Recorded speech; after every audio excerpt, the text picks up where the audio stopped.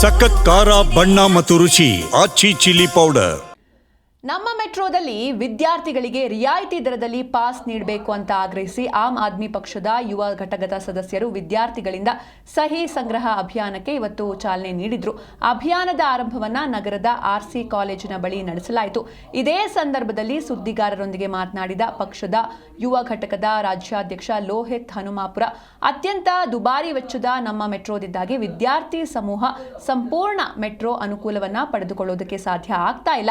ಬೆಂಗಳೂರಿನ ಸಂಚಾರ ಒತ್ತಡಗಳಿಂದಾಗಿ ಸಮಯಕ್ಕೆ ಸರಿಯಾಗಿ ತಲುಪಲಾಗದೆ ಸಾಕಷ್ಟು ಪರದಾಡ್ತಾ ಇದ್ದಾರೆ. ಇದರಿಂದಾಗಿ ವಿದ್ಯಾರ್ಥಿಗಳ ಶೈಕ್ಷಣಿಕ ಗುಣಮಟ್ಟ ಸಹ ಕುಸಿತಾ ಇದ್ದು, ಈ ಕೂಡಲೇ ರಾಜ್ಯ ಹಾಗೂ ಕೇಂದ್ರ ಸರ್ಕಾರಗಳು ವಿದ್ಯಾರ್ಥಿಗಳಿಗೆ ಡಿಸ್ಕೌಂಟ್ ದರದಲ್ಲಿ ಪಾಸ್ಗಳನ್ನು ವಿತರಿಸಬೇಕು. ಇದಕ್ಕಾಗಿ ಸರ್ಕಾರವನ್ನ ಒತ್ತಾಯಿಸಲು ನಾವು ಲಕ್ಷಾಂತರ ವಿದ್ಯಾರ್ಥಿ ಸಮೂಹಗಳಿಂದ ಸಹಿ ಸಂಗ್ರಹ ಅಭಿಯಾನವನ್ನ ನಡೆಸ್ತಾ ಇದ್ದೇವೆ ಅಂತ ಅವರು ತಿಳಿಸಿದ್ದಾರೆ.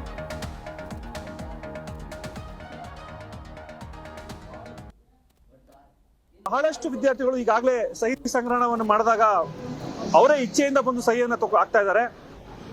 ಈಗ ಸಮಯ ಒಂದು 4 ಗಂಟೆ 4:15 ಆಗಿರೋದ್ರಿಂದ ವಿದ್ಯಾರ್ಥಿಗಳು ಎಕ್ಸಾಮ್ ನಡೆದಿರೋದ್ರಿಂದ ಯಾರು ಅಷ್ಟು ಜನ ಸಿಗ್ತಾ ಇಲ್ಲ.